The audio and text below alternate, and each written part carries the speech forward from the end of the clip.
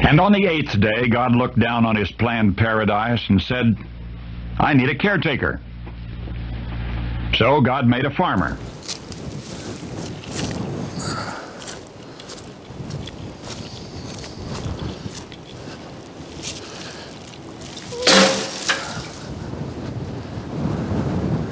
Howdy folks, I'm Darren. Welcome to 8th Day Chronicles here at Cross Timbers Farm. Glad to have you with us. It's a blustery, windy, 50-mile-an-hour gust type day, spring day here on the farm. First week of March. The old saying about March, in like a lion, out like a lamb, or in like a lamb, out like a lion. That's superstition, and I don't hold to that very much. I'm not a very superstitious person. It is so windy out here that I had to put a bungee cord on my tripod and strap it to the fence to keep my camera from blowing over. I hope this dead cat on my microphone is doing its job. Otherwise, you're not going to hear anything but wind. It is a windy, windy day. We had some pretty severe storms blow through last night, gave us some rain. Much needed rain. We needed it. It's getting pretty dry. A lot of wildfires in the area. Today, we're out here on this warm day. It's 60 degrees. First week of March. Not a lot, you say, going on a hay farm this time of year. That depends on what kind of quality hay you want to produce. As you can see, I've been out here today. This is the last of a couple of different loads. Probably got a little bit more. The wind this winter has been relentless here on our farm. We're on a hilltop and we catch the wind no matter which way it blows. And we have tree lines around some of our hay fields. And we have this big, huge black gum tree right here in our west field. It's on the edge, it's not in the way of our haying, but we get some leaves out of it and some sticks and limbs. I'm the type of person, I do not like opening a bale of hay and finding it full of little small twigs of wood, all kind of just piles of leaves, junk, in other words. I want the junk out of our hay. If I was going to buy hay, I would expect no less for premium hay. So, what do we do during our off time after winter, before our hay starts its growth season? We get out here, we limed a week or so ago. We're out here during this off time, getting our hay fields cleaned up. When I buy a bale of hay, I expect, if I pay premium price for a premium bale of hay, I expect to get premium hay. And I should expect no less that's what my customers will expect. So, we're out here today, getting all these sticks out of our hay. You may think, hey Darren, some of those little sticks are so small.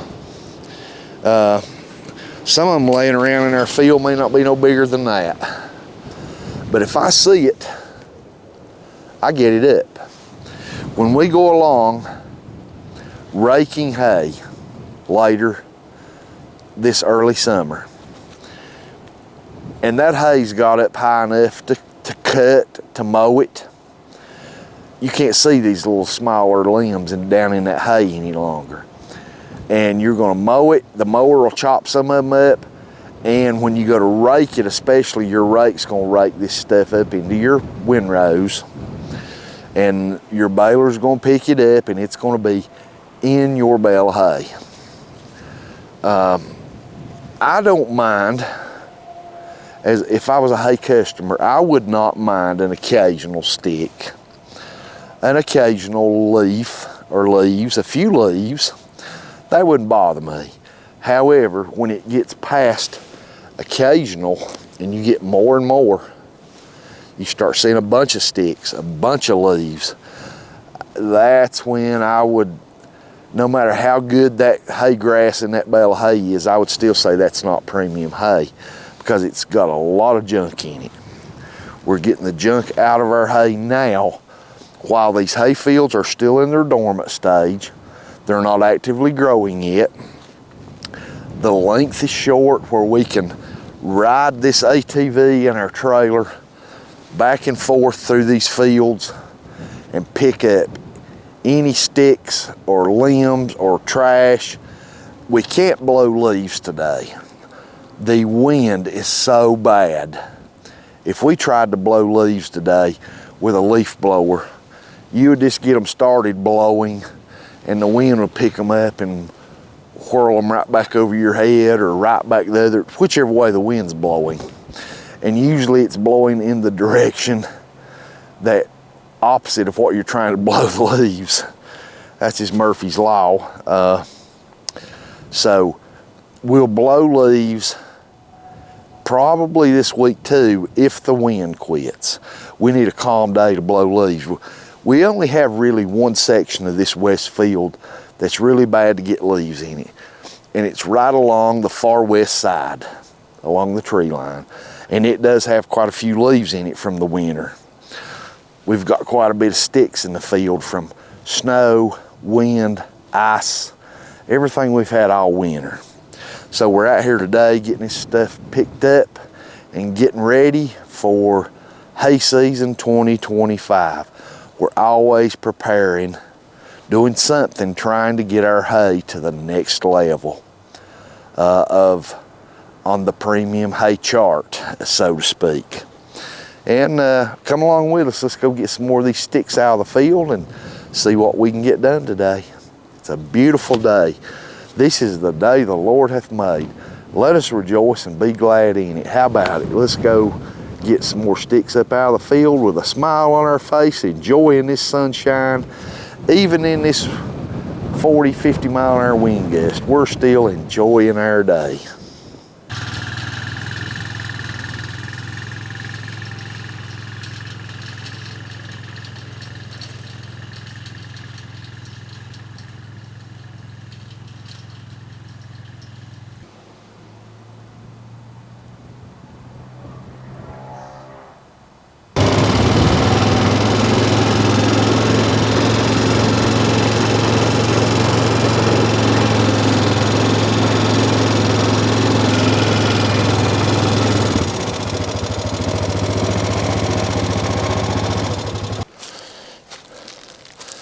Our hay plans for 2025. I've been really studying about our hay plans for this coming year. Yeah, it's a little bit of a late start, but I've been waiting to see how our winter went, how the longer range forecasts look, all that type of stuff. Fertilizer prices, lime prices, all that type of stuff plays into our plans. We're planning 3 off the test plot. Last year we cut 4 times on that test plot. That was a little bit over the top. This coming year we're only going to plan 3. We're going to plan 2 in the west field, 2 in the main hay field. And if we end up with 3, then that'll be a good thing. It's all weather dependent. How much rain we get, all that plays into the equation of how many cuts will we get. Last year, I pushed the envelope with possibly cutting too much, especially for our final cuts on the main hay field and the test plot. We only cut our west field here twice last year, and that's all I'm planning for 2025. It's got a lot of new grass in it, and I don't want to stress it more than necessary. The main hay fields, I'm going to plan 2 cuts and anticipate 3. But if we only get 2, then I've met my goal. The test plot, we're going to plan for 3. And I think that's very doable. If we only get 2, then that'll be okay too. That's my plans. It's 100% weather dependent. So, but this field here in our west field, we got a lot of leaves in this field back here next to this tree line. And well, when I say a lot, it's not terrible, but there is quite a few leaves in this field that we need to get out.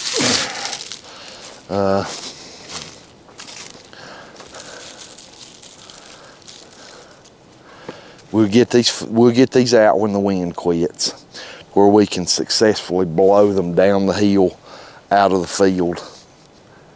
We're taking necessary steps today as a start to get all the limbs and small pieces of twigs and things of that nature that we can see out of the fields, and we'll recheck them again if we get more wind before first cut comes around.